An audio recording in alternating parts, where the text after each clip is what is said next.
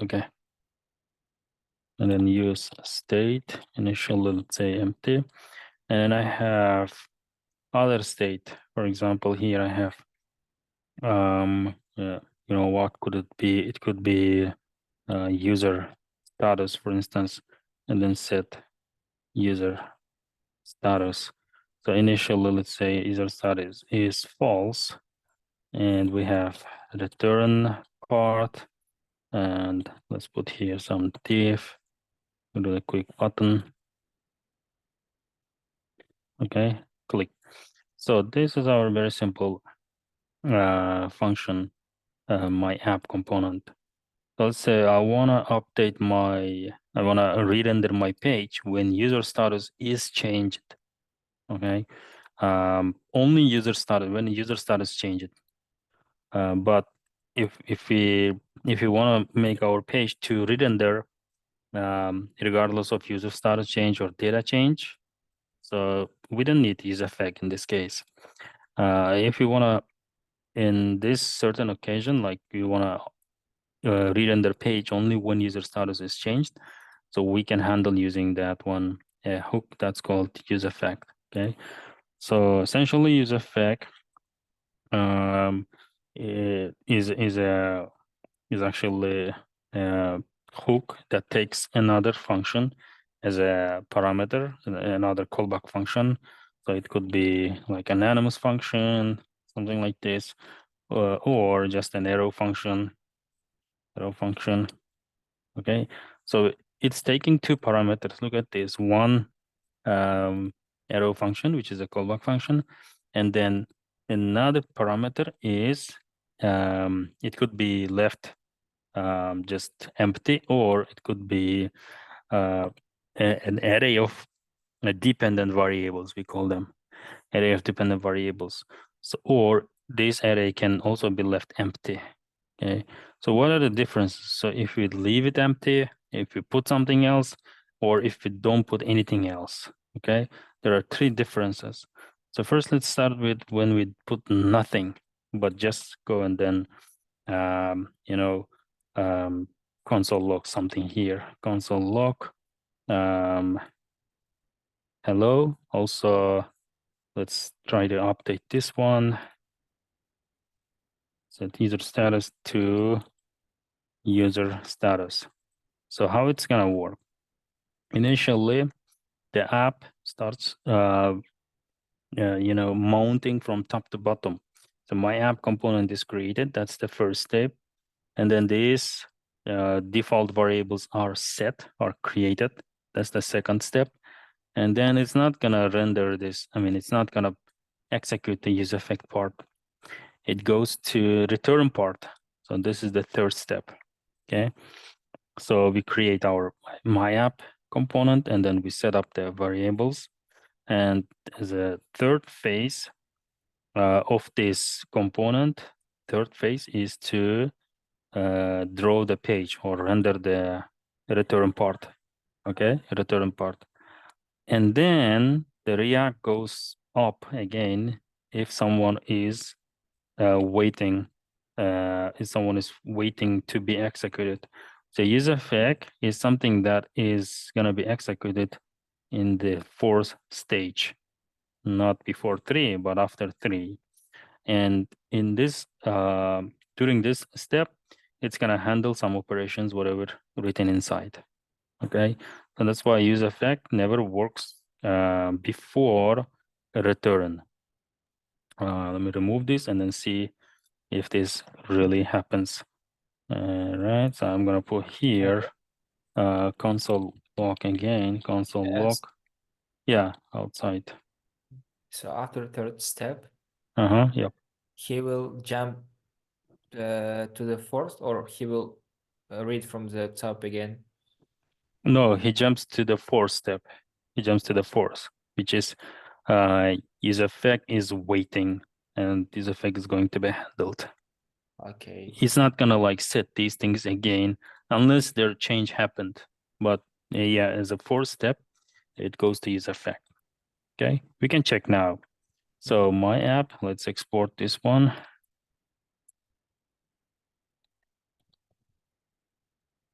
export default my app, and then let's inject it into index.js.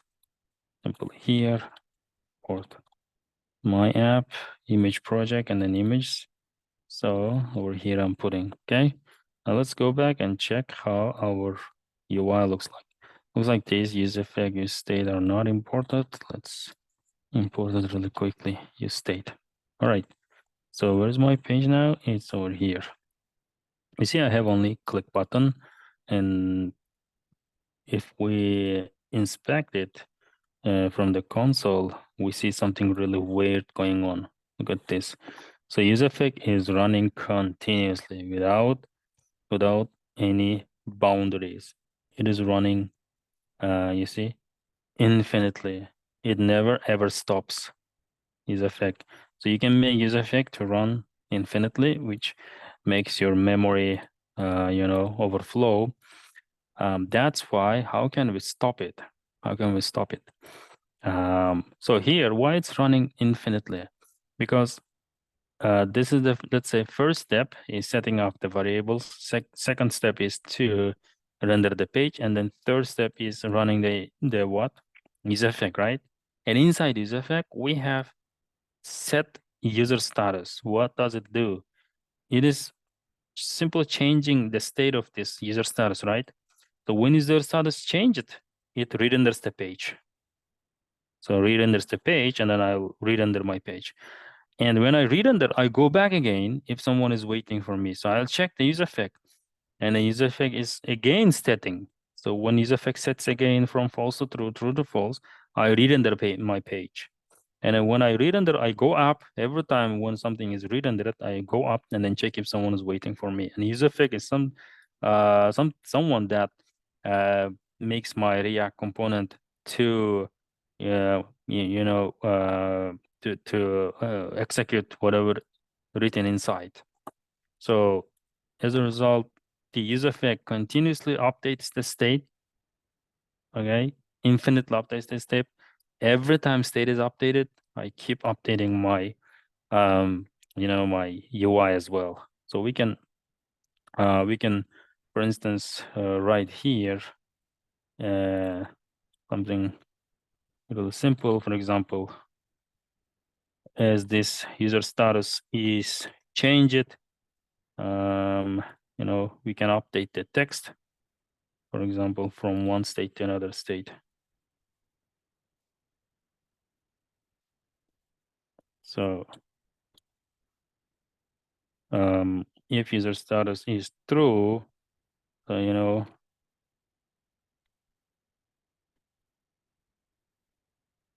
actually I can put here, yeah, click, and then let me put here H1.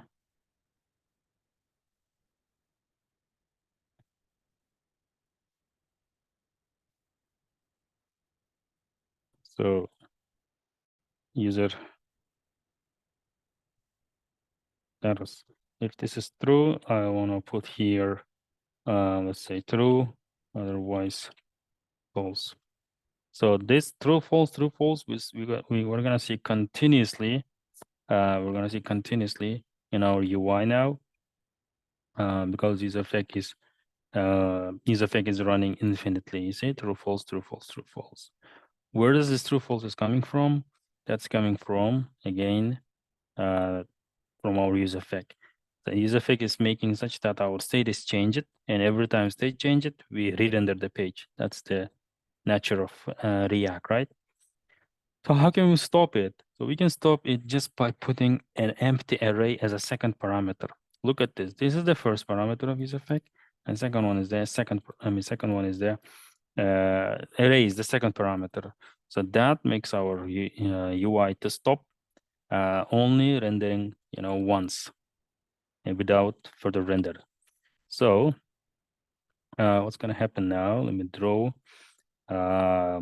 It creates our app and then sets up the, let's say put here one, and then sets up these default variables as a next step, and then goes down and draws these, UI on our browser. So it's a third step, and then goes to the top and then checks if someone is waiting. It looks like there is a use effect, and then it renders this part. What does it do? It just updates this from false to true now.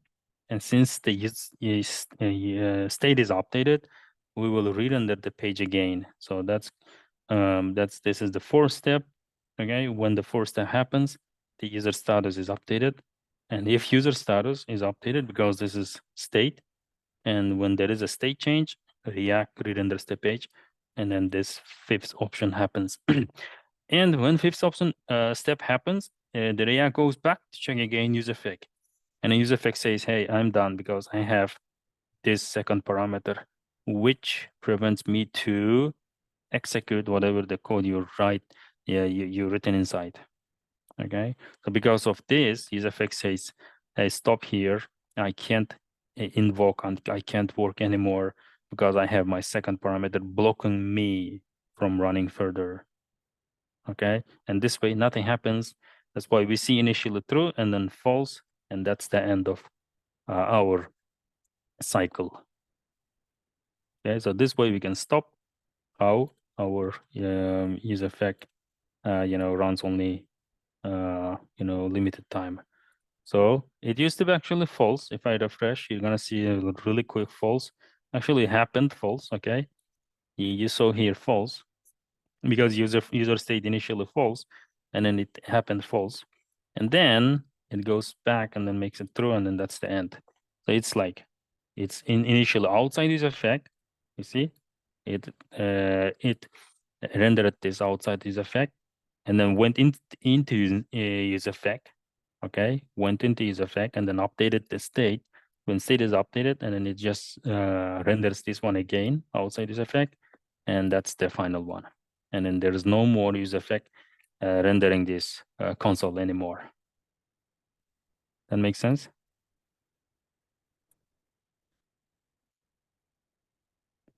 Questions, guys? Is that clear? Yeah, just so use status was false. We skipped use effect, and this div shows us false, right? Because it's by default false. Exactly. Yes, exactly. And after this, he's reading use effect. Yes. Change the state. State, yeah, the Again, React is true. gonna read the use effect, and then use effect change the state. True. The moment the state is changed, we will re-render the page. And Okay. so what do we have right now? True or false? Well, you tell me what we're gonna I see. think it should be true. I didn't see what That's it. why we are seeing true here. I see. Okay. Yeah, but initially we saw false, but that's a really quick. So we can delay that thing with the simple set timeout, and then put here some seconds, maybe like 3 seconds, and then after 3 seconds we're gonna see true. Okay, let me refresh. Initially it's it's false, you see, and then after 3 seconds it's going to be true. That's it. Okay. Yep, that's how it works. So let me summarize again. So we have my app. The first step is to set up these variables, okay? And then jump to the return part. So this is going to be second step. And then come back to the top if someone is waiting for us. Looks like userfig is a hook that forces to execute the code written inside or whatever inside. So here we have set status. Okay, set status is something that is that a function that updates our user status, whatever it used to be. So it just toggles, okay, from false to true. So now it's no longer false, but it's true. Okay, React detects something here. Hey, the state is changed. I have to re-render my page. Okay, so this is the third step. And then in third step, the state is updated. And then when the state is updated, React re-renders the page. And then the fourth step happens. And then React goes back to top and checks if there's still use effect is like waiting something to be happened. And use effect says, hey, I'm not waiting anymore because I have this second parameter, which blocks me to run whatever you wrote inside. That's why use effect is done in this case. Nothing gonna happen. Okay. But if you don't put, React goes back and checks again user effect. Hey, do you have something to execute? And user effect says, yes, I have. Yes, I have. Every time React comes back and then asks user effect, do you have something? User effect says, yes, I have. I can change the status. I can change the status. And every time the status is changed, React re-renders the page, re-renders the page, and it never ends. Okay, so how do you update the state? Is just by toggling, okay, from false to true, true to false, false to true, true to false. And as this true, false, false to true happens, the main page is infinitely rendered. Make sense?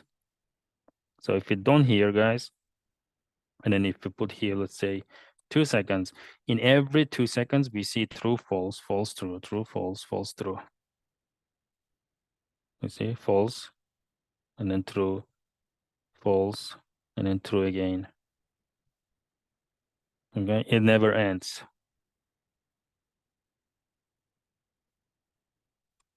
So the React re-renders the page when there is a state change. So if you put just here, let's say only true, and then it happens once. So what's gonna happen? Let's see. I refresh the page. So it's false, and then after 2 seconds, it happened true. Okay. Why it stopped now? Why it stopped? It's not going anymore. So we put here true, but we didn't put here our. You see that dependent variable that blocks the you know use effect, but we just put this through. Why it's not running anymore? Because we are not changing our state more than one time. We changed only. Yes, if there is no state change, so state change means like there should be some difference between current and then the previous one. Okay, initially false, and then we put it true, and then when React comes back to run the use effect, it sets again true. So it already is true, and then there is no point of making true to true, right? If it's 10, and then when you click the button, you want to make it again 10. So React understands, hey, there is no change between previous 10 and then this 10. So I'm not going to re-render the page, okay? So this way it stops, and we don't see that user effect happening anymore. So if we toggle this, I mean, if it toggle this from false to true, true to false, okay, let's put here false, and then it continuously changes the state. As a result, it continuously re-renders the page, and then after re-render, it comes back to use effect, and then do you have something? And the use effect says, yes, I do. But to block that one, we can put this empty, this empty array, and it just happens once from false to true, and that's enough. Okay. So that's how use effect works, like infinitely or only certain times, or let's say we have here const and then counter and then set counter use state initial 0. I have here button counter, and then here I have div just to show the value of counter. Okay. So when I click this one, so on click, I want to update the counter. So let's simply update it. Okay. Set counter, like counter +1. Every time I click, I want to update it. And if this counter is updated, then I want to change the user status. Okay. If counter is updated, I want to change the user status. But if counter is not changed, I don't want to change user status. Okay. So let's say that in this case, I have to put here counter. What does it do? User effect understands that, okay, I'm going to run this code, the code that's inside the user effect. only when there is a change in the counter. Okay. But if there is a change in data, if there is a change user status, I'm not gonna run the code inside this effect. So I'll run the code inside this effect only when the counter is changed. Okay. So let's go and then check it out now. So look at this. The false goes to now true. Okay. Goes to true when I make change in my counter. Okay. So it didn't go. Let me check. The counter is updated. Counter is up. Okay, maybe after 2 seconds. Yeah, it's true now. Okay. It's after 2 seconds. I mean 2 seconds. So let me remove this timer. I just want to put here set user status and then just toggle user status. Okay. So every time when the counter changes, we're gonna see user status is updated. Okay. So other than that, we never see it. So initially, it runs only once and then stopped. So the next time it runs every time when we have counter is changed. The counter changed and then it became from true to false. Now counter change again, it goes to false to true. You see? Only when the counter changes, I will run my use effect again and again, again and again. I mean, as long as counter keeps changing. That makes sense? Yeah, it is. Yeah. So in this kind of scenarios, the use effect is really powerful. So you want to run only once at the beginning of your, of your component building, only once during its entire life.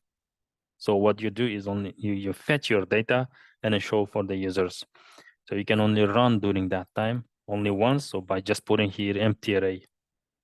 Okay, but you can also fetch more data every time, let's say when user clicks next page, next page, next page. As a result, page changes, and every time page changes, based on that page, you bring new items, you bring new items, you bring new items. Okay, so let's say you have here page, and then set page, and initial is 0. And instead of counter, let's put here page. So what you can do is, let's say you have here some sort of, fetch operation, okay, URL and so on, so on. Every time the page is updated from page 1 to 2, from page 2 to 3, so you keep fetching new items, new items, new items, and then you show for your UI. That in that kind of scenarios, and in many, various circumstances, use effect could be really, really helpful.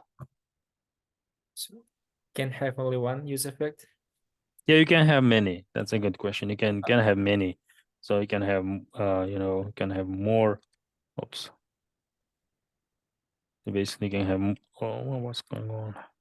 Oh, we was told that we can have only one from the No, you can have another one as well. So let's say I want to put another, but this use effect uh makes some run only when counter is updated, and then I have here, let's say, URL for, let's say, fetch, let's say, movies API, and then this is not movies, maybe, I don't know, Oscar winners API.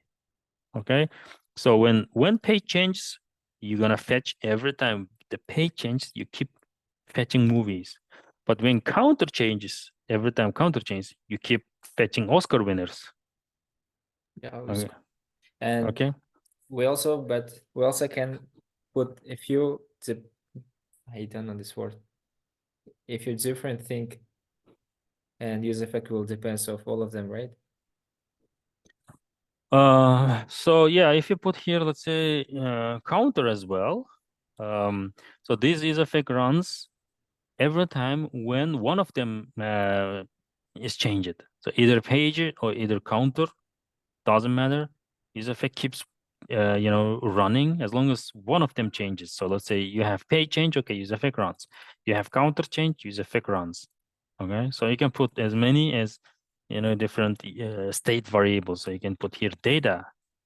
So if one of them changes, let's say data or count or page, this use effect runs. Okay. Okay. Yep. Can you please just tell me how to say this word in English? Like, как сказать, зависимость или зависимые? Like I dependent. dependent. Yeah, dependent. Okay. So user effect is now currently user effect is dependent to these variables. So page and this user effect is dependent to this variable counter. Okay, so the course or the working or principle of this user effect depends on these variables currently. If there is no change for the whole lifetime of this component, if there is no change in page, if there is no change in counter, this user effect never ever runs, but runs only once at the beginning of the mounting, or at the beginning of the lifetime, and then second time, third time never runs. Yeah, that's kind of user effect. So I'm gonna keep it just over here and then remove this page and just put our counter. All right.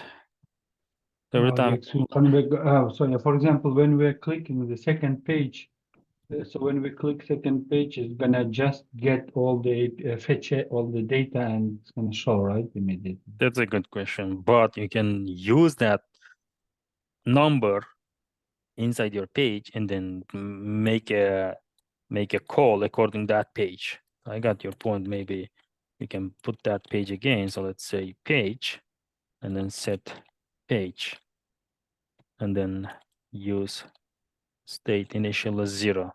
Okay. So who is going to update this page? Let's say we have here, I don't know, maybe button again, button, and then which is next. Next Okay. button. Yes. And then let's quickly put here on click, and then simply set page and then page +1. So every time when I click next button, it updates this one, right? And let me create another user effect and then page. And then let's say here we have a fetch operation, fetch operation. Now let's say this is some sort of URL, HTTPS, and then www, let's say Netflix, and then let's say movies, and then let's say here page, and then you want to make this page dynamic based on the change here, right? So in this case, what you do is simply you have to use the string template and then put here, and then just put here page. That's it. So let's say someone updates your page, and then it becomes from 0 to 1, and the page is updated, and then user effect gets triggered, it turns on all the alarms. And so it fetches next Netflix movies from page 1. Okay, so it's gonna use this one. Earlier it was 0, now it's gonna use 1.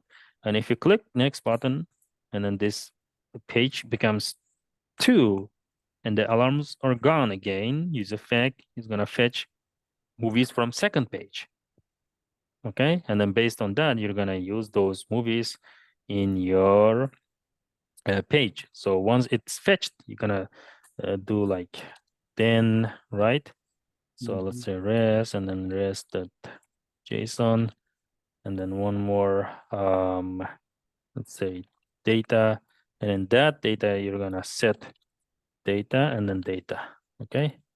Set data, and that data you're gonna use somewhere else here by, I don't know, maybe like mapping, and then by showing for the users. Make sense? Yeah, Nick, yeah, do you remember on Mickey yesterday you was talking that we can fetch like part of data, not only one or two, like 10. Oh, that happens only in the server side, not client side. Mm. Okay, so let's say you have an API. Okay, for instance, Unsplash. Unsplash. Do I have some API? Think I have that API from somewhere else we did in our one of the classes. Let me check let's check this.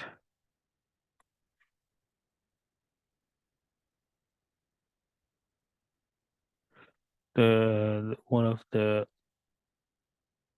of the classes, I shaded the vanilla JavaScript, and then there is an Unsplash API. Okay, I got it. For instance, this one. So here we have an API. Okay, so it's almost it's impossible to fetch only first item, because this API gives you the everything, whatever it is dedicated, it is designed to. So this API is created such that to return you 10 items. Okay, from backend, they designed this API in this format. So it always gives you 10 items. You can't make some for doing something here to get only 2 of them. So for that one, the backend designer should say that, hey, if you want to get 2 of them, you have to put here something else like int, and then like items equal to 2. If you do this one, and then you would be able to get only 2 items. Okay, this logic should be implemented by backend team. But if there is no such logic, you can't cut, or you can't like fetch only part of this, because this API already designed to give you all the time 10 items. Okay. But let's say your API is returning 1,000 items, and then you cannot like split it into pieces. So you fetch 1,000 at once, and then from client side you can split it.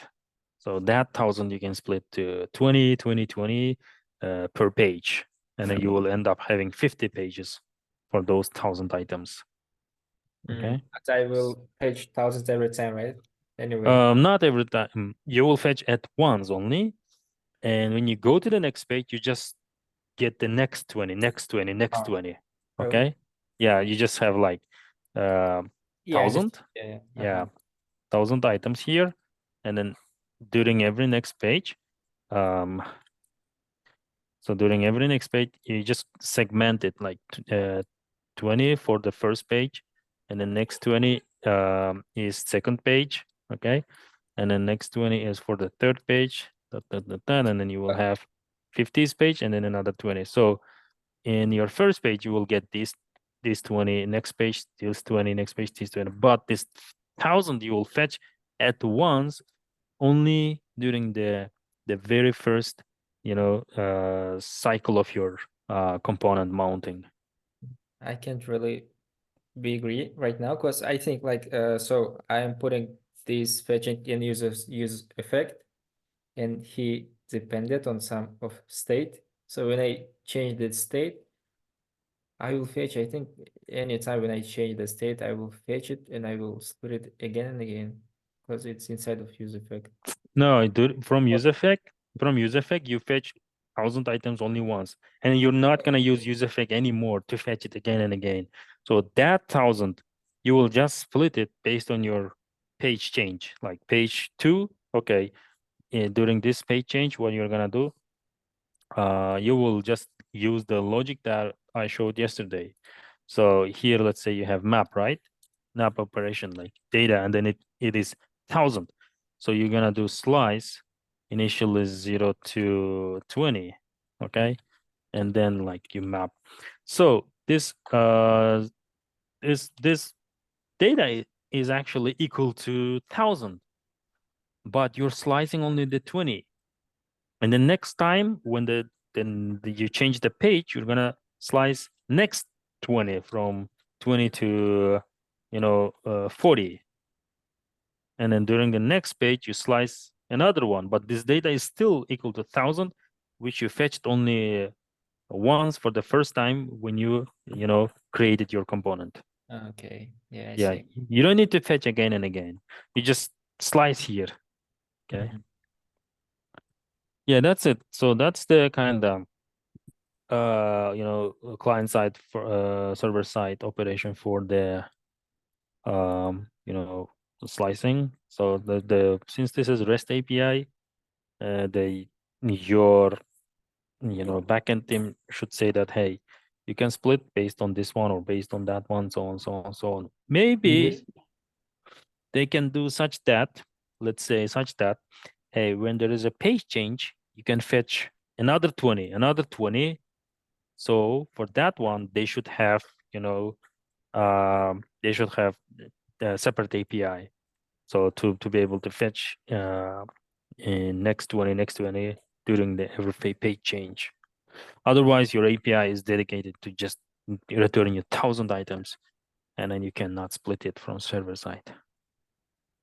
That's it. Yeah, and in this case, when we are fetching on once, for example, 1,000 items, in this case, use effect dependency is gonna be just empty array, right? Not page. Yes, exactly, Yeah. exactly. Just empty. It's going to be empty, and then you fetch It's gonna be just 1,000, and once, then that's and yes, that's it. yeah. Okay. That's what we're gonna do now. But in case we have the paginated, the 10 or 20 items, then we may rely on Yeah, the you may page, rely right? on you may rely on if your API has some such design. So if you attach number 2, it's gonna give you 20. If you attach number 3, it's gonna give you another 20. You should have that API. But let's say for APIs like this, like JSON, placeholder, I don't think so. They have such like splitting. Maybe one of them has, right? For instance, users. I think what was that? Users. There was, if I remember. Let's see. Get.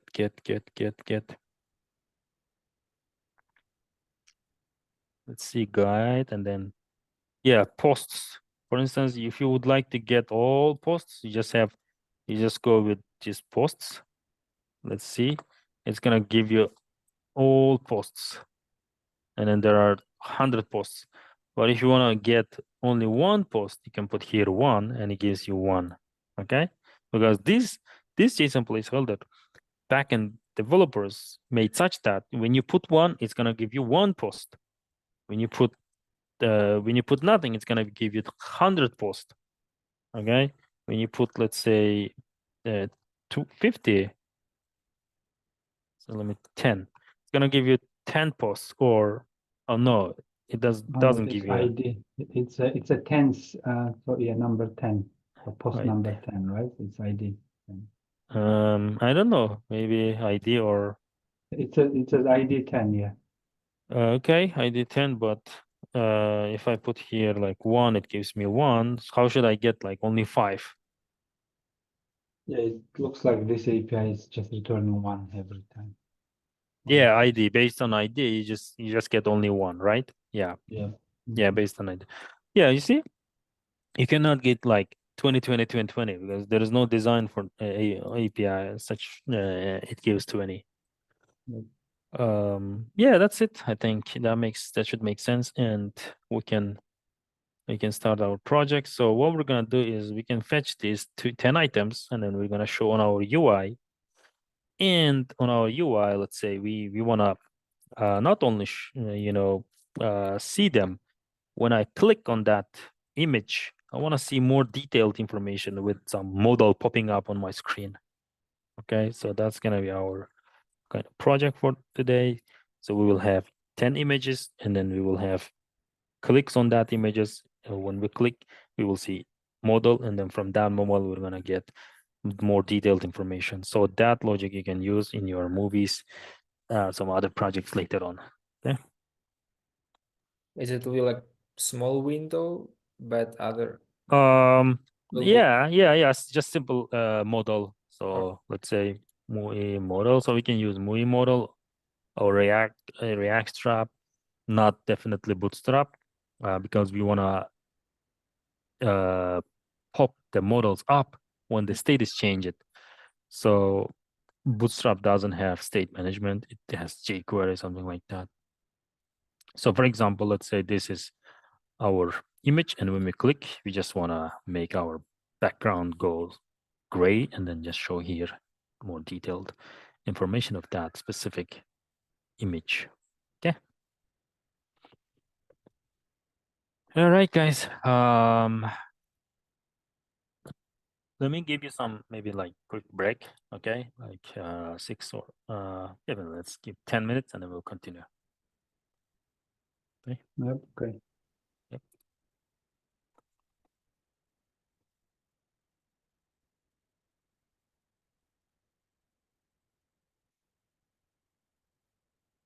I'm recording. Okay.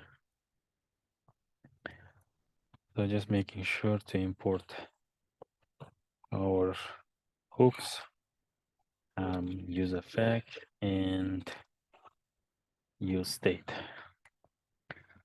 So use effect for writing subscriptions. So subscription like fetching API, or if we need some sort of logic to render the page based on some dependencies, then we can use use effect. As for use state is just for state management. And then let's write our function.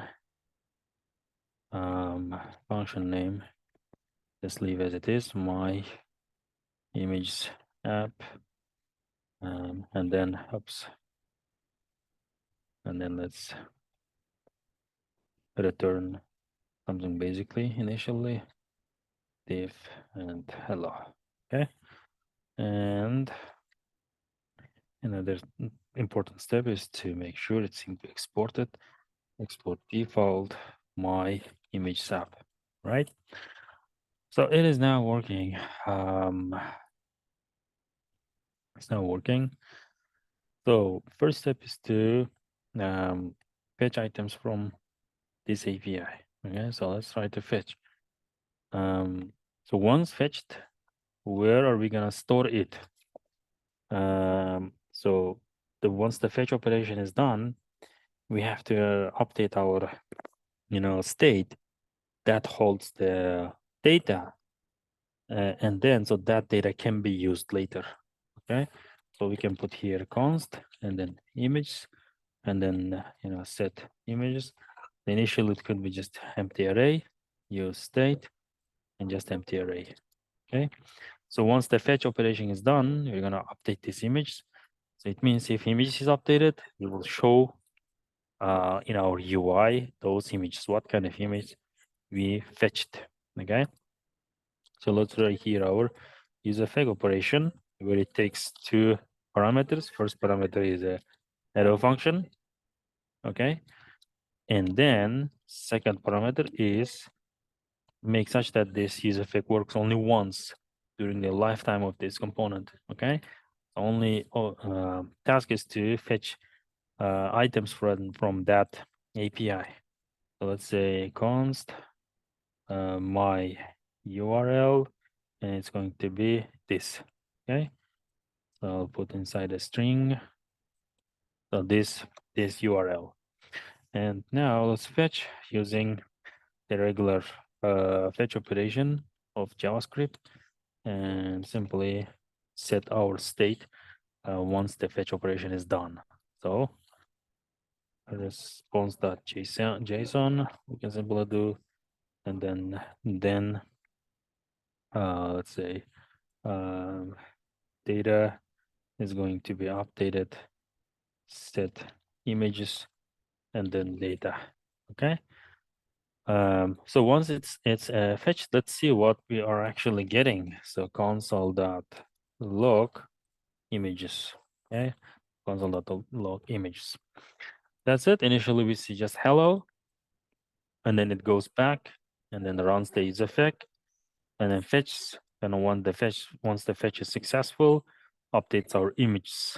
And then let's see what's gonna happen images. Initially we will see empty, and then after a really like short interval, we're gonna see image is updated with some array of objects. Okay, so let's inject this component into our index.js over here. My app, my image app, and then my image app here. All right, that's it. Let's see UI. And then here we see in our inspect, guys, you see initially empty, and then shortly after we see array of 10 objects. So guys, does that make sense for you how we are fetching? And then simply showing, consoling the fetch data. Is that clear? Yeah. Yona, Marina, any questions? All good. Awesome. You see, that's it, guys, for fetching fetching items. So why we are putting it inside this effect? Because it may take, let's say, 10 seconds, maybe 1 minute. Who knows, right? If you don't put, and then if you just like put here, let's say, if you just leave here, oops, let's say we have this, all of them here, and I'll suppose that we don't have anything here, but we have this operation. So how does it work? It works from top to bottom. And then fetch operation is going on such that like, synchronous way. So it starts first setting up these default variables, and then sets up my URL variable, and then starts fetching. And then goes to the return part. It runs from top to bottom, right? But what if like this is gonna take like 1 minute, 10 seconds? My page is going to just empty, blank, and then user may may end up just closing the page if nothing is coming out. Okay, if nothing is coming out, so the user just like leaves the page. So during that fetching operation, what we can show is like spinner. Hey, wait, the data is being loaded. Just shortly, you're gonna get your data, or we will show like some sort of like text. And then once the fetch is done, and then we're gonna re-render the page, and then your images are ready. So that's why we put them inside user fig. Otherwise, if we don't put, it runs from top to bottom, and then it blocks the return operation. It blocks, okay? So it's like, hey, you order the McDonald's, and until you are done, the next customer cannot make any order. Okay, let's say your order is really big, and then it takes for McDonald's 10 minutes, and during that 10 minutes, no one can order anything. Okay, so that's how it's gonna happen if you don't put things like inside user flag, or wrap some with some sort of logic. But what does the McDonald's or fast food do is like they take order, and then sends it to another department, and while it's getting prepared, they accept other orders, and then letting you move forward, and so on and so on. It's kind of working really fast. Rather than making one order during 10 minutes, they can handle 50 orders in 10 minutes. Yeah, for that kind of purpose, if you wrap things inside user fag, let's say it may take 10 seconds, but we can show our users some animation, or some sort of engaging UI, so users are somehow state in our UI. So that's why user fig is really, really helpful. Cool. And this way we fetched everything. Yep, we fetched everything. Let me refresh it, and we're gonna see only once, definitely, right? Next step is to show it for the users. Okay, so now let's say that this is somehow taking some time, and during this time we want to show some spinner or loader first. Okay, let's say div, and then what we do is like, if image length is let's say initially 0, right, is 0, what we do is we can show like text loading. Okay, and when image length is no longer 0, we're gonna start mapping that image dot map, and then image. Okay, and then we can return some sort of image. So let's say inside SRC, we can put really quickly, for example, from that individual object.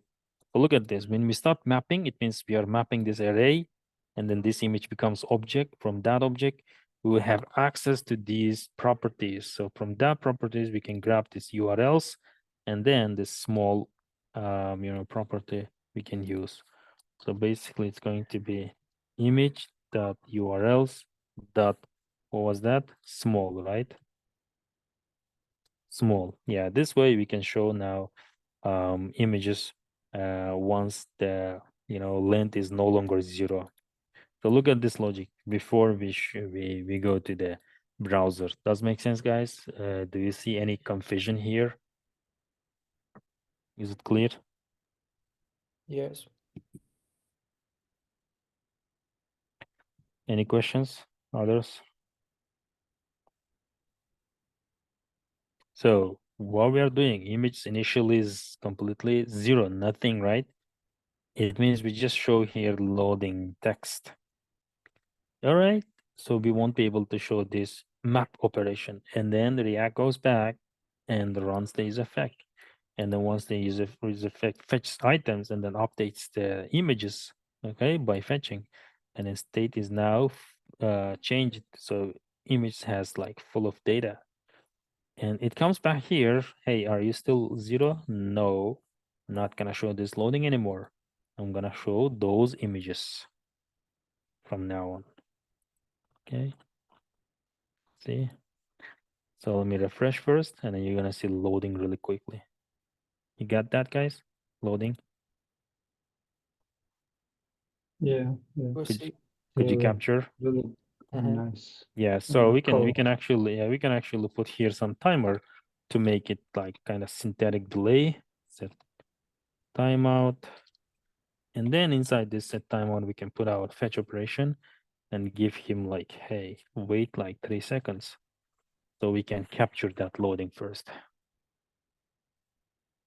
You see, loading 1, 2, 3, and then we have image. Cool. That's how it works, you see? So yeah, instead of loading, we can show here that all the animation, right? Icons. Yes, exactly. So We now, can put yes, definitely. We're gonna jump into nice code. Yeah. yeah, we're gonna jump into those parts. Also, animations can be from. Let's go with material UI. More, let's say, loading circular. It does have a lot of like simple to all the way, like you see the linear and so on and so on. So we can show this one as well. This kind of just text. So is this material UI is the best one to use for React, or other some Yeah, it has libraries? that doesn't matter, but it has a rich varieties, so it has different options. That's the only like powerful side. So let's go ahead and then grab, for instance, this linear one. So what we have to do is we have to first install it, right? So I mean, let me duplicate, not to Kanybek, lose. sorry, I Yes. just saw there one of that loading circle had a percentage. Is it how does he Yeah, that percentage, the percentage also really cool. So what you do is that percentage is the dynamic based on your loading time, that percentage also changes. so do we need to connect like somehow or it's already ready? It's so I did this one. I used this particularly this circular in one of my projects in the past. Mm. So what was that? Based on something like I was using it. I don't remember. Maybe for fetching it just works automatically. Maybe not. We have to define some sort of value or number. I'm not sure, but I definitely remember that I used this one in one of the Amazon projects. So I don't remember, but maybe we can take a look later sometime, or you can take a look. Okay. Yeah, all right. Yeah, I'm not pretty sure, but That's also a cool feature. So let's install this material UI in our project. I think we do not have it. Do we? React Strap we have. Oh, we do have material UI. Okay, looks like we installed it. And now we just have to import. So I'm gonna go get these things. Oops. Get all this. And then put over here. Let me make sure. Oh, that's working. And then I'll just grab this. Okay. So instead of this loading part, you see, I'm removing it and just putting in that single component, the box. That's it. So it's gonna show now the loading. What was the first import you just skipped? Give me seconds. You see the spinner now. I mean the linear. Yeah. Yes, linear bar. So which the box you mean? No, there was the first import with this small star icon Star icon. in material UI. Oh, that's a React. That's just a React. Import Just- React. Oh, it's as Yeah, it's just import everything from React. It's just React. already have. Yeah, that's it. You see, you can bring whatever you want. Maybe it's circular. That's cool. Yeah. So and then we can give some maybe we will fix our UI later. So I wanna create a separate component for this linear, so not to mess out here. So I will go and put here my spinner or just loading. It's already single component, not? I think I just want to put one single line. Okay. Yeah, to show how like things are really simple, to make everything like in their own file. So in this case, I'll go and then remove everything but this box. Okay. It's going to be loading. Okay, loading, linear, and then we're gonna use this one.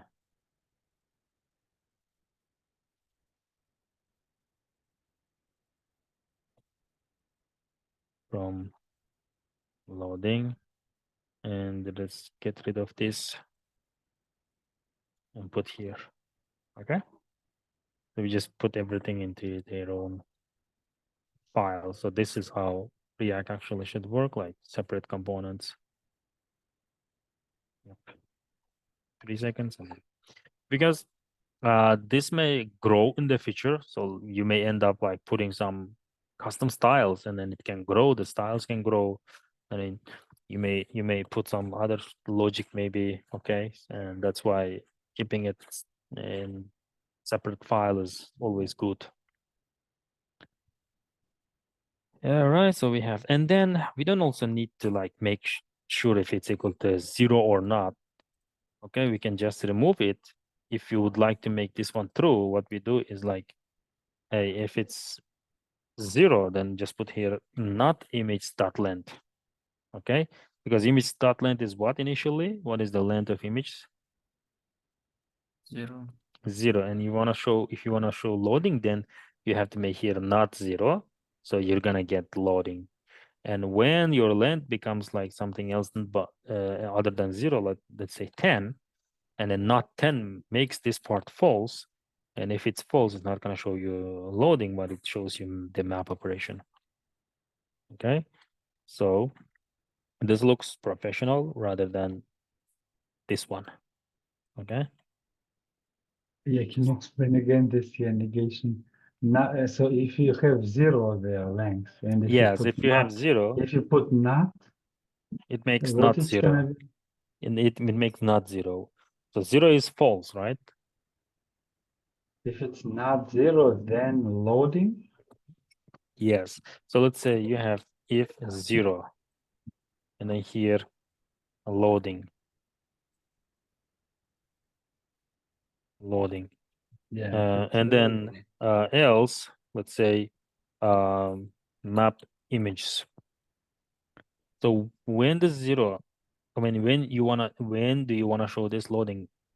When Yeah, your when images it- are equal to zero, right? You wanna Yeah. show, but can you show loading at this point if your images are equal to zero? Can you show? It never shows you, right? Because this if never works. How can you make this loading be visible? Is by putting here not zero, right? It's not zero is Not zero makes this true. false. True, it makes Oh, true because not zero zero is makes false because zero itself is false, and not zero is true. So you're gonna show loading, and Okay. when your data length becomes no longer zero, let's say 10, and then not 10 makes it false. So Oh, and then you okay. won't be able to show And loading then anymore. else. Yes. So if it's false, it's gonna go this part. Yes. Oh, Exactly. This is so. It's so looks like so simple, but it's Yeah, that's it. interesting. Yeah. Yep. Yeah. Cool. Now instead of image, we want to show some sort of cards. Let's go and grab some cards from Material UI. Cards.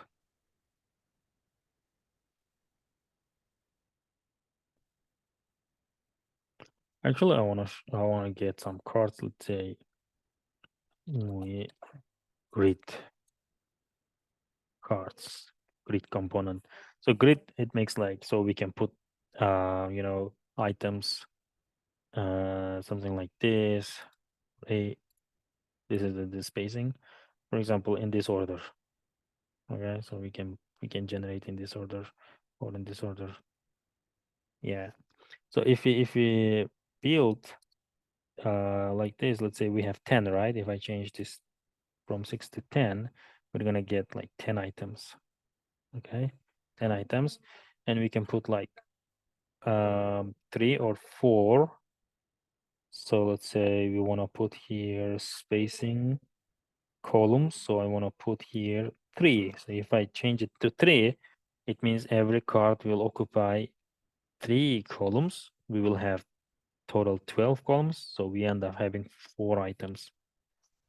Okay, so we end up having 4 items. Let me change. Because of the spacing, maybe. Because of the spacing, maybe it's not fitting. Let me change it. And then we'll try to remove the spacing.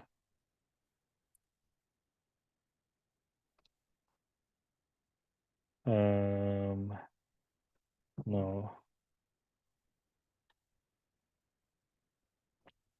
Columns, okay. 8, 12, 4.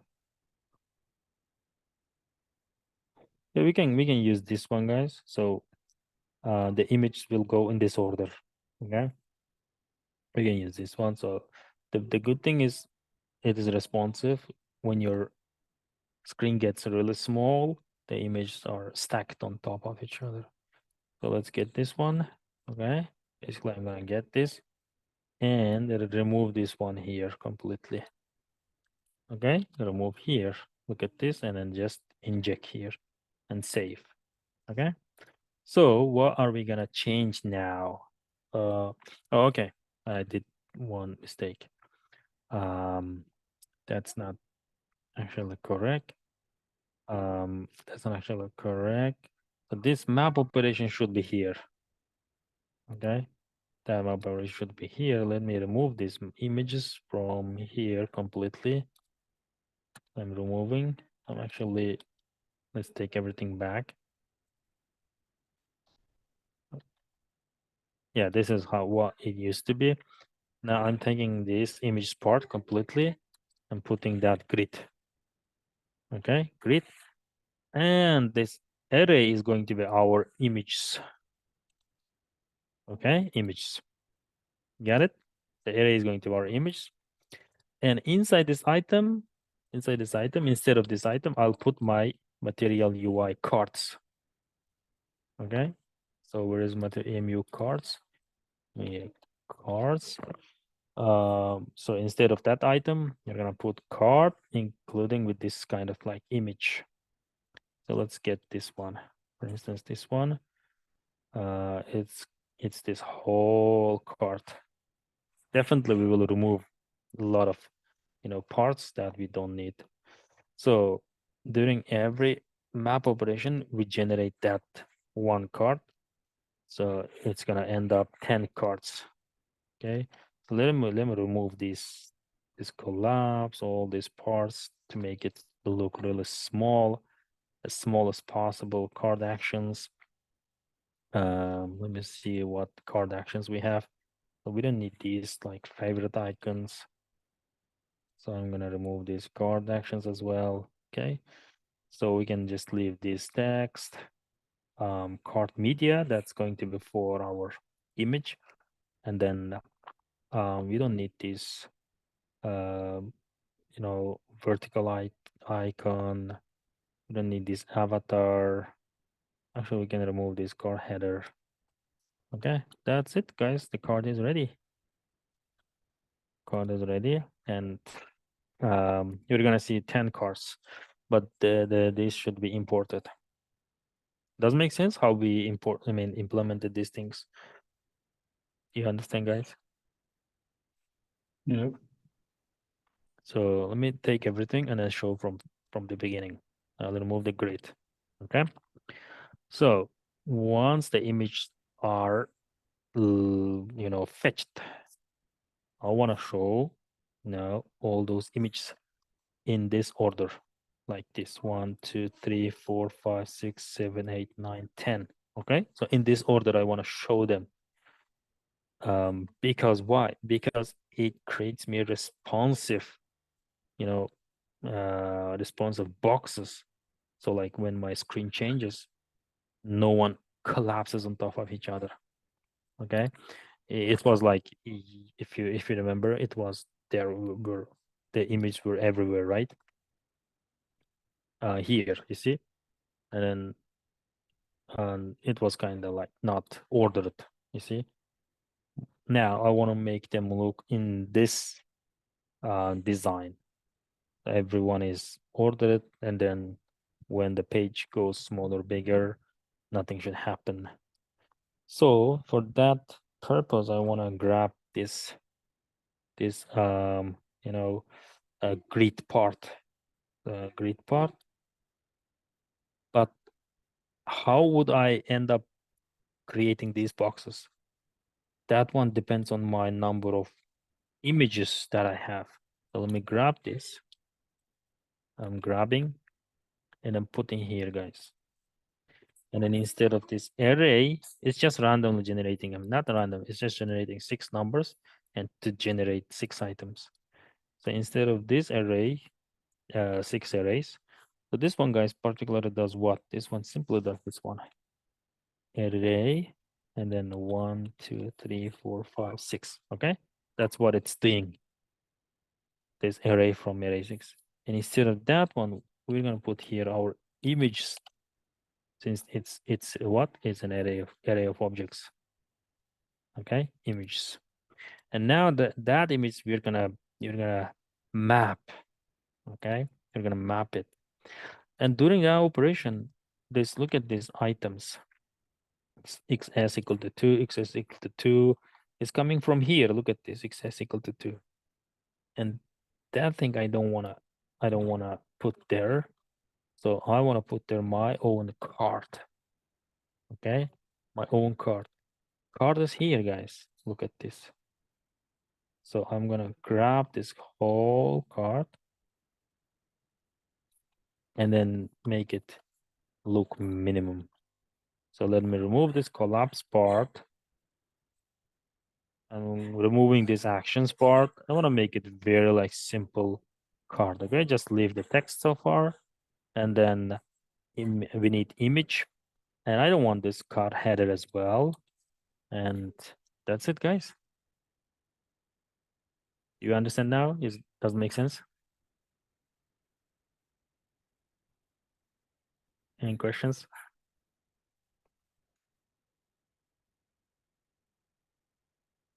So now we have access to these images. So we can put here our own, parameter image.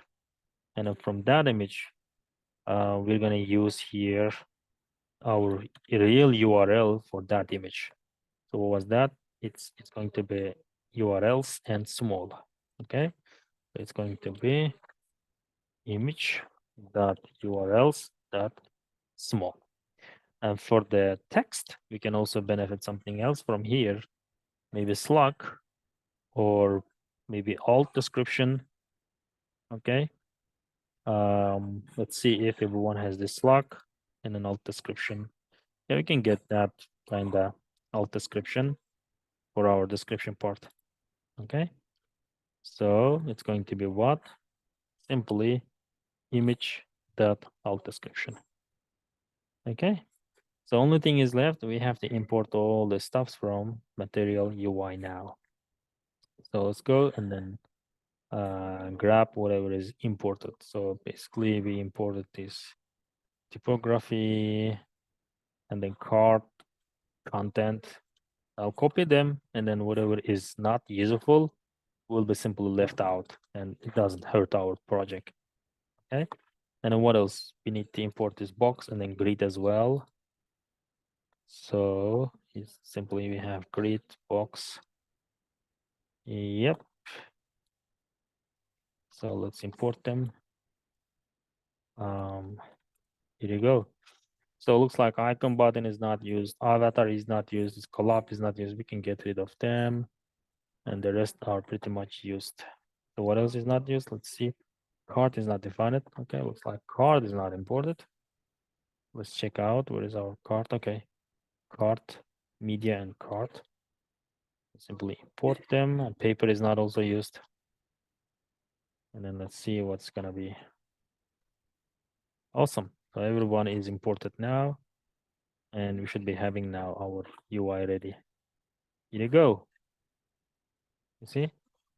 And if we go and then make it smaller, no one is collapsing.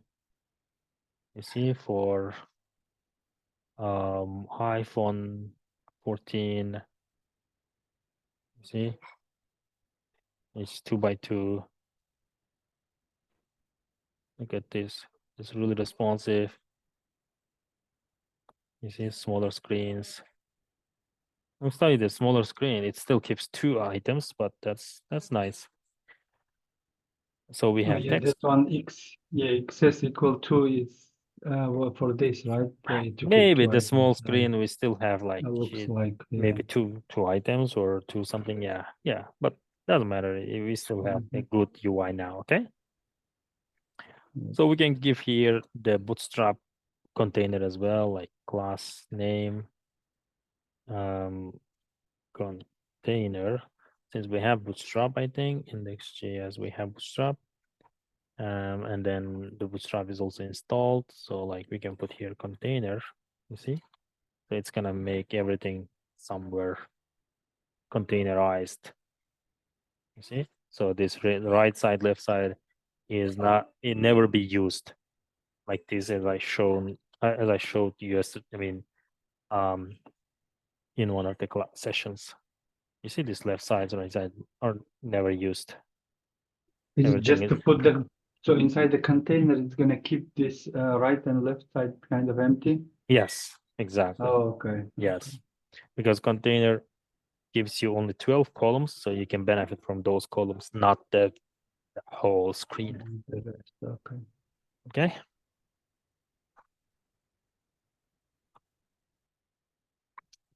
All right, guys, let me answer your questions if you have. I mean, does it make sense? We did just really cool stuff here, like loading. Once the loading is done, we are just showing these, material UI components. Yeah, it was really Yeah. So actually, it would be really nice if we like just take this card, this whole thing, in a separate component. So it's gonna be like one single thing like this. You see, like image cards. Okay. So it's gonna be better if we could do this one. But I don't wanna like maybe confuse you at this point. Just leave as it is. Maybe this one is better currently. Yeah. So for the alt description, guys, we can also use this one again, because image does need some alt description, right? This one, and then for the keys, let's use here key. So we can use the IDs, right? So we have IDs. Okay, so we can use ID. It's going to be simply image.id. .id. So we're not gonna get the warning anymore. Right? So fresh, no warnings, nothing. We have spinner, some sort of like at the top of the page. You know, we can also give really quick margin for that loading, so it's somewhere a little down. So like M, I think we can still do like our reactive styling. So margin top is like 20 pixels. We can apply that one. You see? Now it's way visible. Cool. Take a look at this, guys.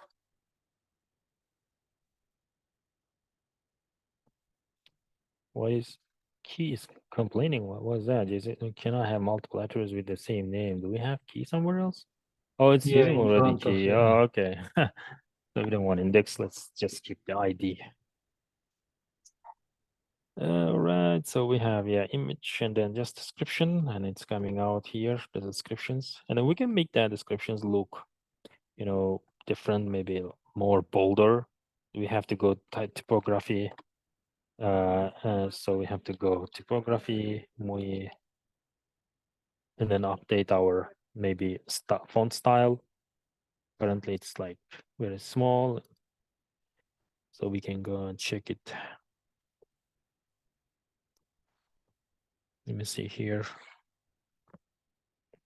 So yeah, variant. We have to update this variant, either like H1, H2, H3, or just Oh, is that typography for that H1, Yeah, H2? yes. Okay. For you just have to use this attribute variant, and then H1, H2, H3, or subtitle span. Currently, just body 2, and then it's just regular span. So we can go and then put here, and maybe H4.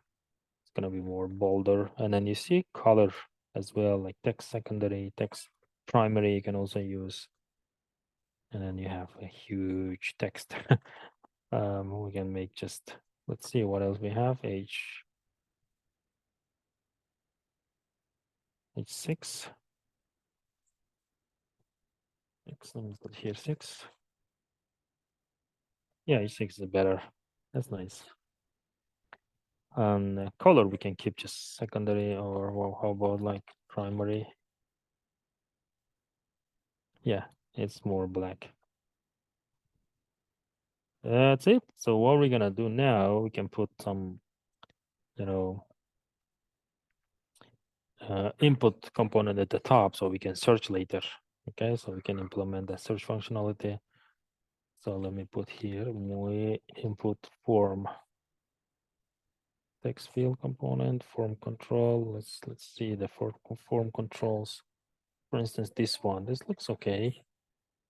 Form control, and then we can get this styled input placeholder. Okay, let's get this one. Span code, and we can put it at the top.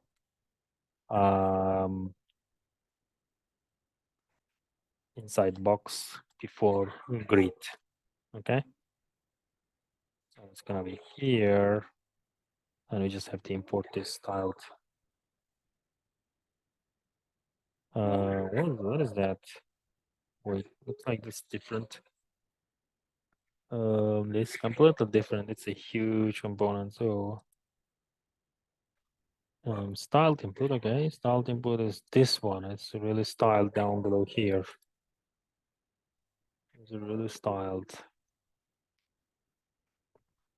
Is it really styled? Where is our label? Label is down here. It has another like huge. Let's try to grab something different. So we input component. Input components. Let's see what is it? I think this one is enough. Yeah, show code.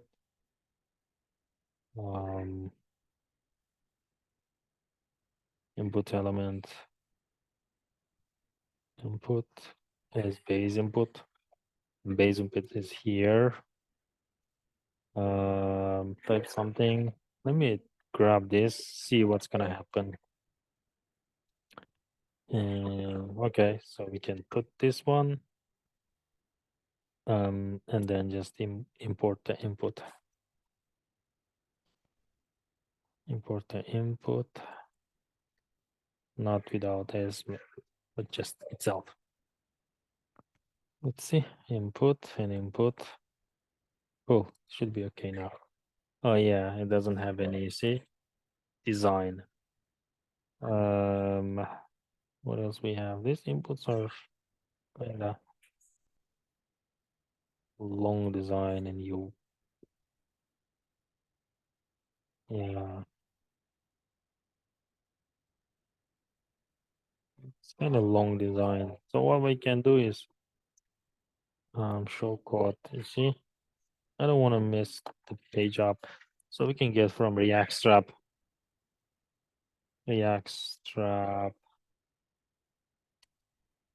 input components forms input React Strap. Since we have installed it, so we can grab this. It's better maybe just input. Okay, let's remove it. That's it. Just one single line. And then how to use it? Simply, yeah, import whatever the component is from React Strap. Okay, in this case, input. That's it from React Strap, and here we have it, the input. Okay. It looks like React Strap is not installed. Let's check. Do we have? Oh, yeah, we do. What's the issue then? Let me refresh again. Okay, so input has already been declared. It says there's a conflict between inputs. So let's remove this one.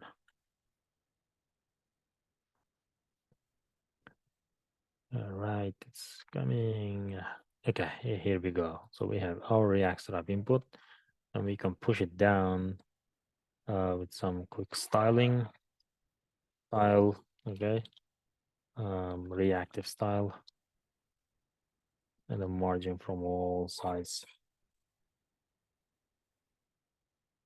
So like 20 pixels. Let's try what's gonna happen. Yep, that's awesome. Okay, we're gonna use this one for our search functionality.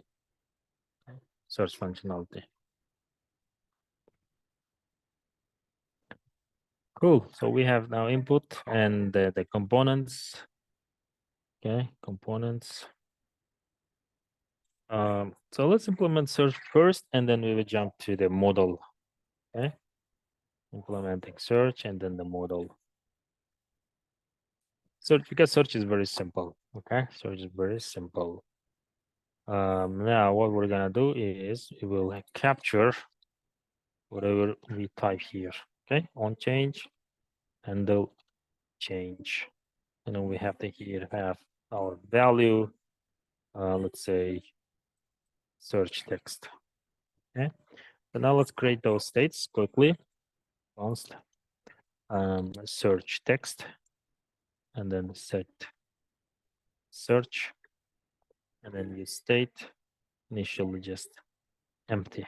Okay, and then handle change, And let's create this function really quickly. Const handle change basically grabs our target value. Okay. Console.log e.target.value. Let's see what we are actually grabbing during the typing operation. All right, so here we have, yep, it is getting us, it's getting, but it's not typing here, right? Why? Let's see what's going on. So on change, value search, value search text, either target that value. It's not updating, maybe. Change Yes, that. because it's empty string just right Yeah, now. String. not updating. So let's try to update now and then see it over here outside. The search text is going to be the target dot value. Now let's see. Okay. Now let's see. E is not defined. Are you sure? Yes, it's just outside of. So we're gonna put here search text. Cool. Now let's type again. All right, so we are getting it. Yep, the text is coming. Now based on that text, we can filter this image if anyone includes such text. Okay, if anyone includes such text. So what we do is we're going to create here another really quick variable. Let's say const filtered equal to, so we can get this image. Okay, image dot filter simply, and then image equal to image dot alt description, right? Alt description dot includes, since we are using alt description here, see, if that one includes a text that we have typed in our source text, okay, includes search text. That's it. So this is going to generate some array of objects, whether empty, whether subarray, or whether full of them, and then we're gonna use this one. Okay. So now we're no longer use this image anymore. Okay. We just put here filtered. So filtered. If we don't have anything, we still be able to show all of them, guys. Still be able to show, because this one is nothing. This one is nothing, guys. Okay. So it means this filtered is going to be equal to still like images, because none of them, all of them just includes this nothing. It means this filtered is still images. That's why we will be able to show all of them. But if the search text becomes, let's say, man, okay, man, and then includes here is going to take man, and then this filtered ends up having, let's say, only two array of objects that includes man, then we're going to show only those two guys. Okay. Can I ask something? Yes. So when you created new state for input value, yeah, you try to show us in the console how it looks. So when you type something, our page was rendered, right? Every time when I type. Yes. Is it? It's okay. It's okay. So every time, because you're changing state, so you are making from state from empty to A, then A to B, then AB to C, ABC to D, ABCD to E, and your state is every time updated, and you keep rendering.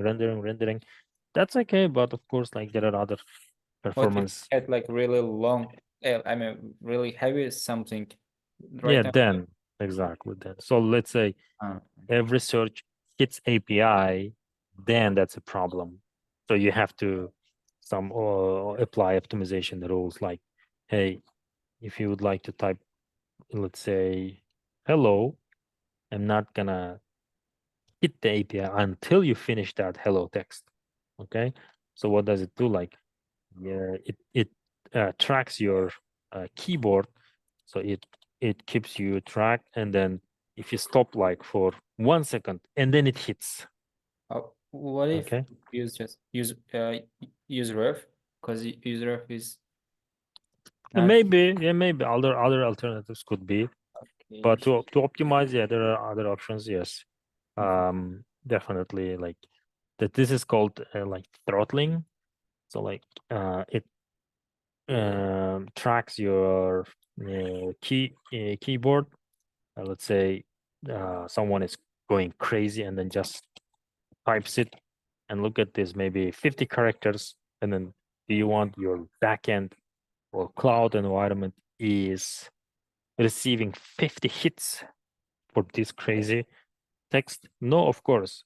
What you do is you have like timer, and then if this is going like really quick, and then you don't hit, and then when the user stops and that timer starts counting, like if it takes 2 seconds, 3 seconds, and then during that pause, like 3-second pause, and then it hits searching this text. Okay, it means the user is kind of like stopped, and then once a search should go, and that in that case you're not gonna hit 50 times. You will just hit only once after 3 seconds of the user is no longer typing. Okay. Otherwise, like let's say someone just put his head on keyboard and then went to sleep, and then it can generate millions of characters, right? And then million hitting if your service is running on the cloud, and it's gonna charge you, you know, a fortune. So that's why it's not a good idea to hit API during every search or every state change. Yeah. So this is filtered, guys, and then it's gonna map this filtered. Initially, it's nothing, so that filtered is exactly same as images. And you're gonna see everything. But now, if I put here a man, and then I'm gonna have only this one, okay, or just a letter, and then pretty much everyone has this a space M, and then I have two. Looks like this AM is matching. AM is matching. Okay. That's how you can, guys, use the search functionality in React, and it's really fast. How it actually designs the search button? I mean, search bar. Like, I mean, Search bar is actually, like in a work on production, how does it look like? like for example, let's say Like, I mean, implemented code itself. yeah, that's a good question. For example, this is right. This is a search. Because we're For example, writing this the one, right? newbie one. Yeah. Like this one, right? For Yeah. example. So the UX designers will give you just No, I mean like code implementation, not the design. So. for search. Yeah, just a That's simple filter, then That's all. what, yeah, that's what we did. Like, I mean, how actually, Yeah, this is like, how in the real world as well. But it depends. If your team decides to make like client-side search, this is what it is. But if it's gonna be more server-side, then you have to implement, better searching logic, the way that I mentioned, instead of hitting the APIs during every single search, like M space MAN. So it already hits like 5-6 times your backend, and then, as I mentioned, if your service yeah. is on the cloud is gonna charge you millions. Okay. So we just will put the button for that. Maybe button for search. So there won't be any search happens until you hit the button. Yeah. Or as I mentioned, like you keep typing, and then when you stop, the counter starts counting like 1-2 seconds, and then it means that you stopped, and then you wanna search should go. Go, and after 2 seconds it hits the API. Okay, there's a timer, so that's called throttling, and yeah, Okay. that's another optimization. Yeah, I think Azam map maybe showed us that using set timeout and to send the API when you are searching every few seconds, right? Not the every time when you are. Yeah, that's what. or Yeah, that's every. the same thing. Yes, that's the same thing. Yeah. Okay. Okay. So this is how the search bar is actually designed. Yeah. Okay. Thank you. So can make this. I thought you're filtering inside some different function, but he's not. So when you change your search text, the everything is rendering, and this const filter, it happens every time when you change some later. Yes, I mean this. He just reading from top to bottom every time when you change the state. Yep. Every time you update the state, it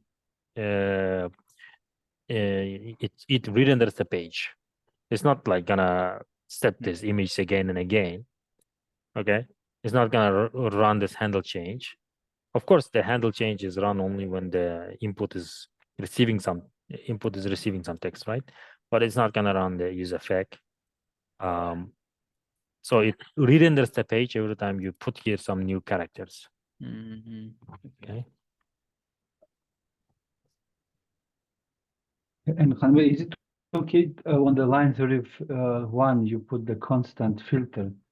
It's not in use state, it's not in Yeah, use that's okay. reference. That's It's okay. okay. That's It's okay. just a regular. Yeah, it's completely regular okay. It's completely variable, okay. okay. Yeah, it's completely okay. Yeah. You can also get this one, and then instead of filter, you can put here as well. You see, whatever it returns me, I am mapping. Okay.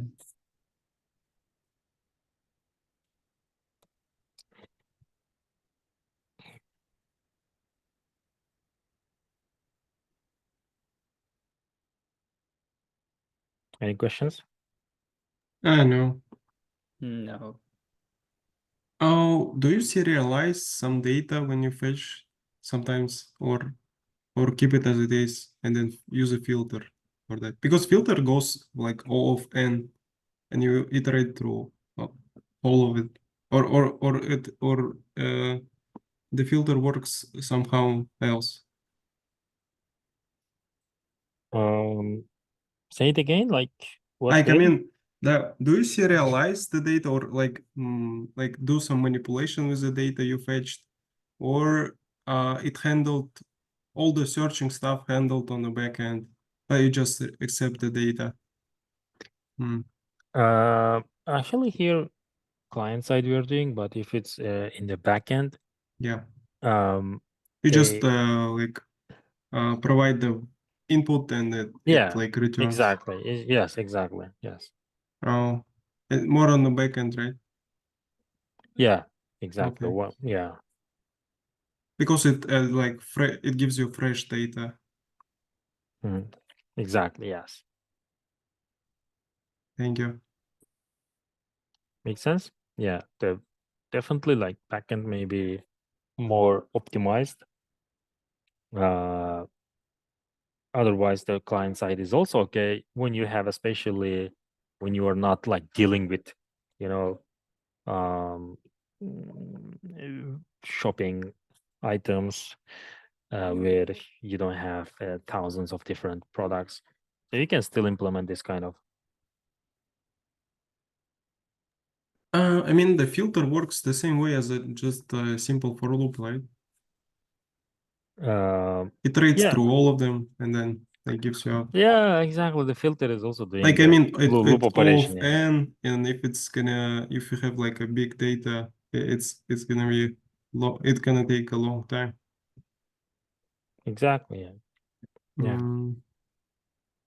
Do you sometimes like use another functions or some another implement functionalities except the filter?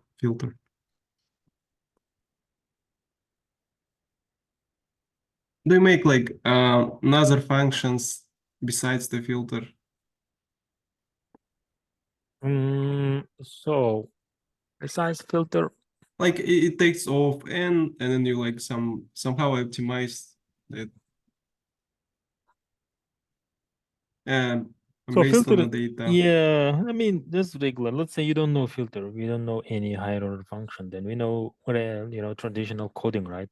So loop operation, Mhm. while operation, yeah, those like for loop are really helpful. And behind the scenes, filter is doing the same thing. Like it's just running for loop and then just checking like if hey guys, if let's say this image dot alt description is includes this search, then Yeah, but it's gonna be off, and yeah, push, I mean, yeah. I mean, like optimize it, like make it a little bit faster. No, Not okay. No, since you are searching something like from first order to all the way to last order, Yeah, how do you optimize? maybe if Yeah. if it's sorted, Yeah, if you it's sorted, can maybe. divide it. Yeah. Okay, thank you.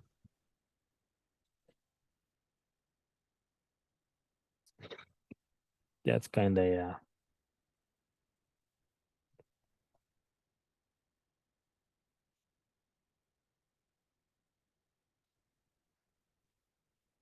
Any questions before we go maybe break?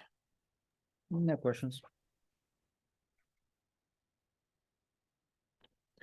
So next step is we can attach now really cool stuff like the model. Okay, that's very actually fun part. Where is our UI? Oh, I see fun part. So we can like click and then get model, and maybe we can use some detailed description of like, I don't know if we have detailed description, but we can get like information about likes, how many likes it has, it has, Instagram username maybe, what else, if it's common,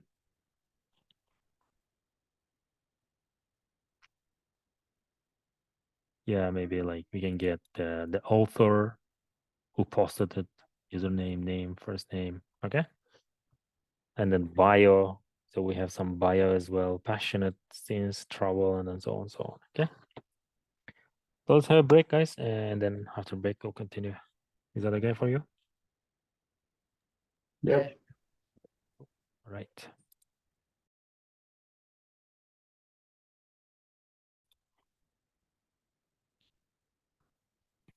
So now for model, we can grab some information to show in more details every time when the image is clicked.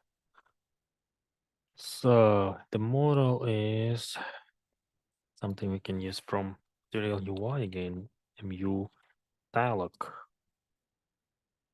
Let's see. Okay, so this is very simple model, and yeah, this kind of we can use. Maybe with image inside, so that image can be customized simply, or this is also possible. Yeah, open responsive dialog. These are all different, you see, and it's also draggable. You see, it can be draggable. Different options for dialog. Let's try this one. Show code, and what is opening is it has this state open true false. If it goes through, that one always like, you see, it's always open now. You can't even close it. Yeah, you can even close it, and then you have to refresh the page. That part is kind of something that changes all the time, from true to false. And if it's false, you can never ever open your dialog.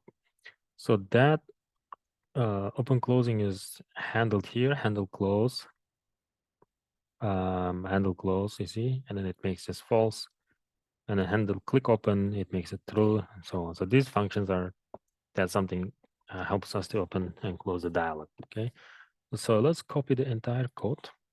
So we're gonna make that one somewhere else. in our UI. So I'll create here our, let's say, dialog for image and then put inside. Okay, I pretty much copied everything. So it's gonna be also dialog for image. Okay, now for image, and so we will import it. You see, we'll import it and then put somewhere else here, and it should be hidden. Okay, it should be hidden. Should be hidden, but now it's gonna be visible for really quick. I mean, short period of time, like until we fix it, until we customize the logic. So it's basically here, dialog for image, and let's import it. So import dialog for image from dialog. Okay, save. Now it's gonna show us some a very quick text button here, so we can open the dialog down below here. You see, as I open, it just pops up and then close, pops up. So I don't want this button here. I want to link this click functionality with these individual image clicks. Okay, I want to link this. So what does that mean? Like every time when we click, you want to send through signal to dialog. Okay, through signal to dialog. So this card should be clickable. Then we're gonna send a true boolean to our dialog over here. Let's say image clicked, and that image clicked is gonna make this one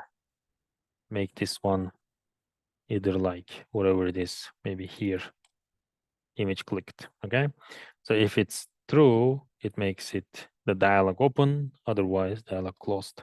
Okay, so that image clicked is coming from here when we click, and then it's sent to this dialog for image component. Okay, so let's make this card clickable. So simply we can put here on click and then handle image click. Okay, when we click it, what does it do? It simply updates here something really quickly. Const, look at this, open dialog. Okay, open dialog, and then set open dialog, and then you state initially it's false. Initially it's false. Okay, so this open dialog decides whether we open the dialog or we don't open. In this case, we're going to send it to this component.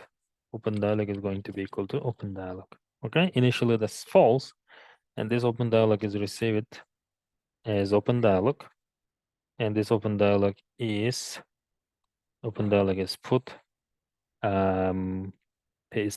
put pretty much here. Let's see. Yes, it's put here. Okay, it's put here. So initially it's false. That's why we're not gonna get the open dialog showing the model. That's it, guys. We just put here. So we just put here false. Based on this false true, we decide our dialog to get opened or not. Okay, so let me collapse this one and then make it shorter. Okay, use effect as well. So we have really short code now. Look at this dialog and then open dialog. So dialog's control is dependent to this false, true, false, true, false. Okay. So if this is false, okay, open dialog is receives false. As a result, this is false. Okay. But if you put here true, let's say true, if you put here true, and then it's receiving true, and based on that true, is that dialog is always open. If you check it now, look at this. That dialog is open all the time. You see, there's a function that's where's that function? Is not defined. It says, did we put some function? Oh, okay, this handle image click. Okay, it's not defined yet. Let's try here really quickly. So const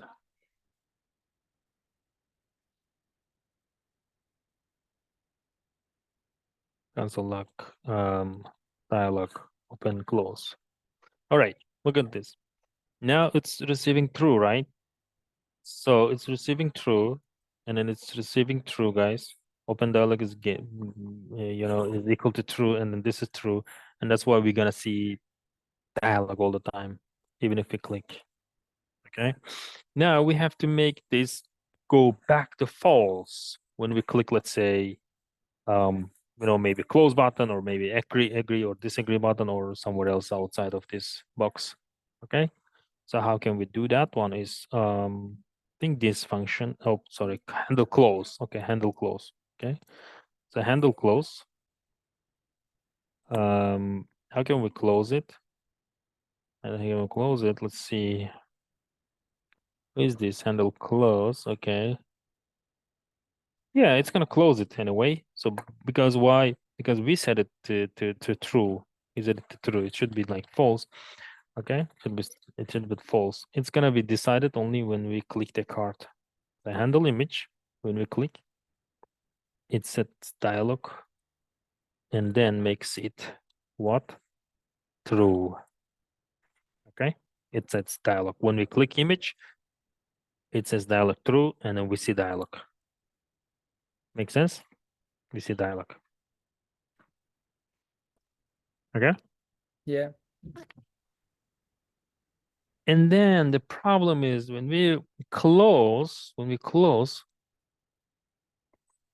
this one is still true. Somehow we have to make it false in this case. Okay, we have to make it false. So now what we can do is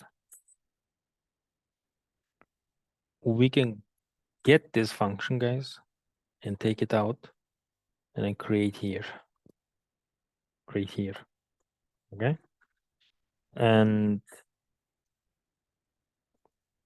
so let me Do you need state here, Kanybek? trying to like avoid state, maybe we don't. Because you already have an open dialog is Yes, that's why. That's what I mean. I still keeping. Maybe we need, but currently we are not using because the opening of dialog depends on the open dialog from here. Okay. Yeah. make it toggle. Yes. Now, yes. Okay, I got it.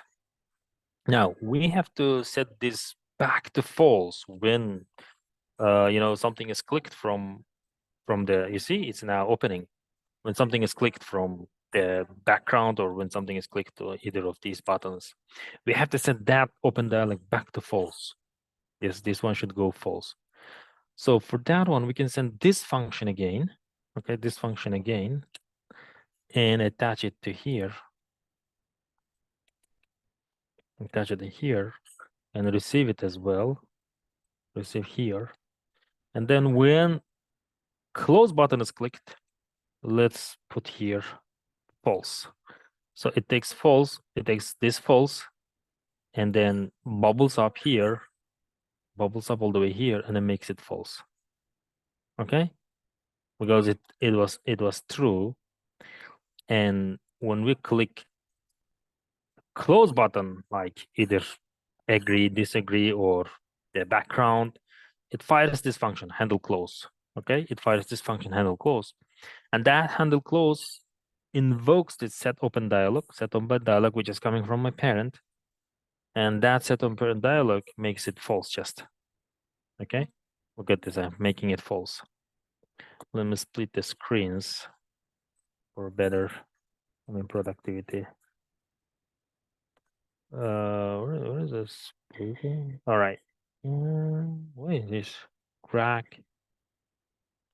Oh, it's here. It's here. It's here.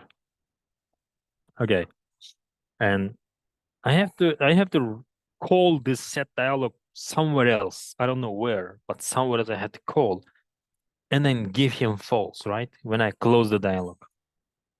This is the only guy who can close. because this is the only gun. Okay, who is opening our dialog? So I have to call this one again and then give him false. So dialog is closed. So where can I call this one? I can call by sending it down to dialog, and then dialog receives it. And then I can call it here when the close button is clicked. Let's say the close button is agree, disagree, or background. Okay. So in this case, we don't need this state. We don't need these things. Okay. Save, save. Let's see now. Handle click open. What was that? Handle click open. Is there a handle click open somewhere else? Yeah, it's about naming of function. Handle open, but use close. Handle close. Okay, where is handle open? Line 16. Yeah. Oh, okay. We don't need this either because it's gonna you see, I'll make our code look really bad. Let me refresh it now. There is a button at the bottom, right? So let's remove it as well. We don't need that, okay? Because we linked our dialog directly to the cart click. We don't need that text anymore. This text is no longer needed, right? And our dialog is linked with the cart. That's why I don't need that part, and then we should be good now. Look at this dialog, and then click anywhere else. It's gone.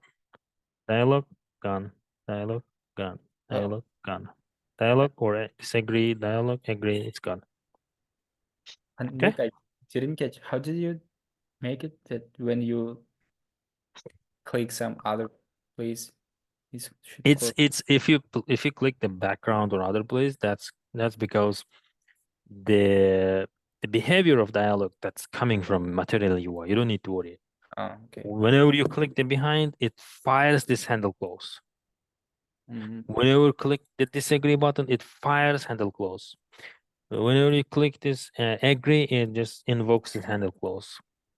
You see, like behind background or agree, disagree are all attached with handle close. That's just the the behavior of material UI, the way how it designed dialog for us. Okay.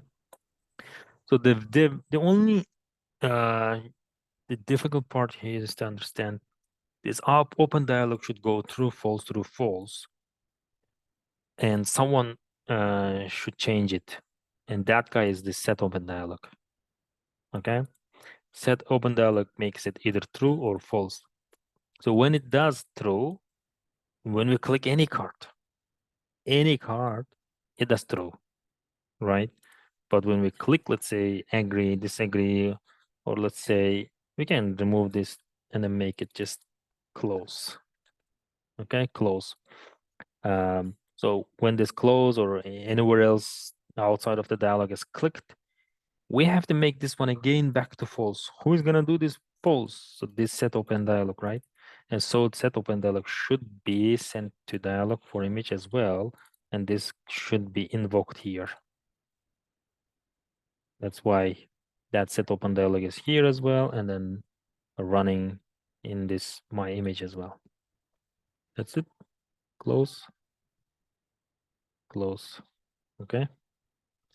Cool. Now, instead of this specific text, we're gonna send the real data coming from that card.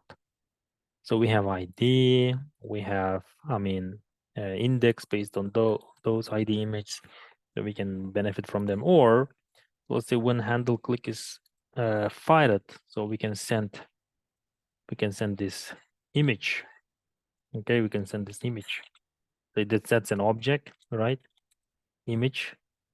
That's an object, and handle click image grabs that object, okay, and then sets a state const, let's say dialog data, and then set dialog data, and then puts it here, use state, initially nothing, dialog data, set dialog data. Set dialog data is going to be updated during every single card click, and then it just puts here image. Okay, And then that dialog data is drilled down to our dialog component. Is it object? It's object. It's object, and then we will pick up whatever data we want later. It's object. But it's And- in string, right? Object in. No. It's not string. So initially, it's just empty string, but when it's updated, it's not gonna be string anymore. Oh, yeah. I Yeah. thought you are just pushing. Yeah. So now, when we click this one of the cards, this dialog data is going to be received by this dialog for image, and then let's console what kind of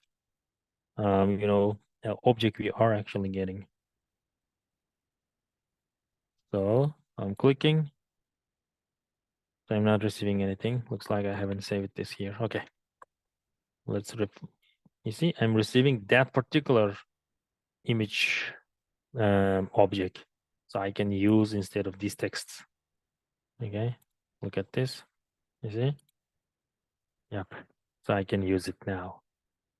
So for this content, I'm going to use this object and then show here more relevant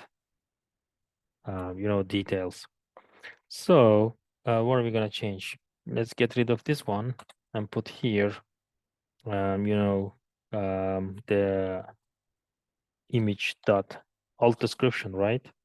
Alt description. So if we click now, what was it? Image? It's not image, sorry. It's dialog data. It's an object. Dialog data dot alt description. So close, and then let's click. Yes, I know image is not defined, but now you see a man standing on top of lush green inside, and that's what we are using. Okay. So let's see what else like shorter name we can use. I think that's okay. So for this one, a small island, you see? Small island. For this one, a woman in a red dress. That's it. So what we can do is we can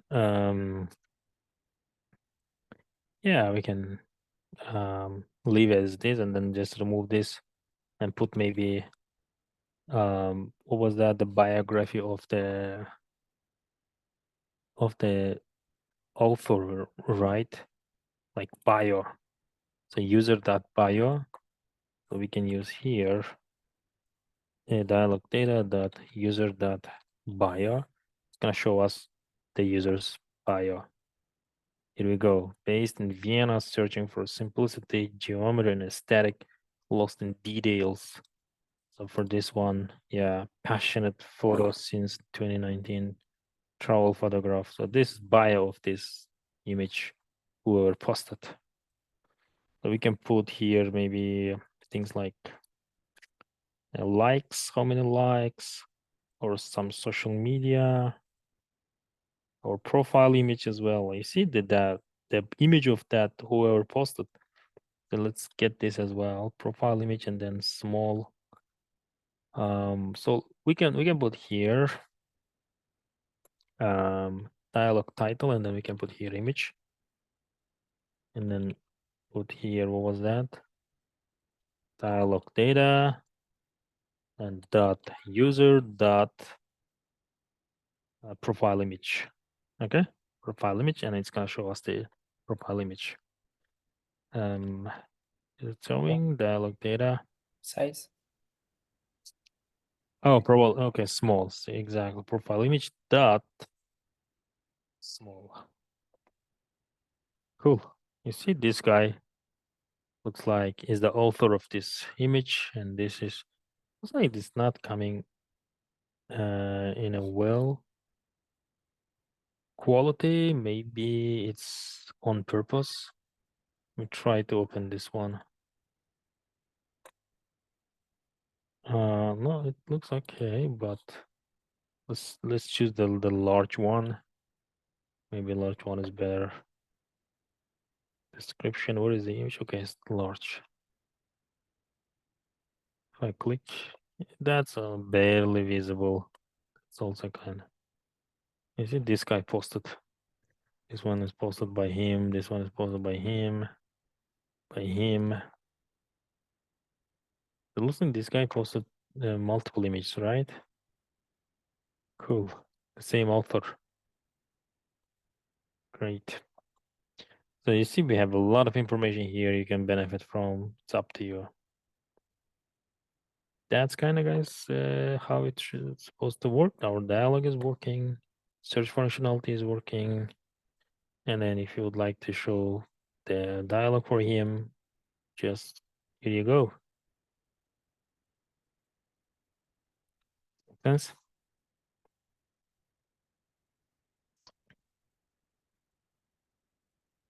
Any questions? No. So we used use of it only once, right? To fetch Only it. once to fetch the whole data. Okay. Yeah. So we can, we can fetch actually, we can fetch maybe multiple data. All right, yeah, that's it. Yeah, multiple data also could be possible, but that's it. Yeah, simple, for simplicity. Cool. I'm gonna post this on the Slack later, but let me give you a really quick task for the rest of the class. So let's try to, guys, fetch these 10 users, okay, and then show the, let's say, city and zip code alongside with name, okay, in an ordered way, like 1, 2, 3, 4, 5, 6, 7. So you should have these users, 10 users on your UI with their name and then address, city, and zip code in an ordered way, like 1, 2, 3, 4. So you do know this API, right? Free API. Did you work before? Here you go. Yeah. Okay, fetch it and then let's show it on our UI. Okay. Yeah, it's just individual work, guys. Let's get started with individual.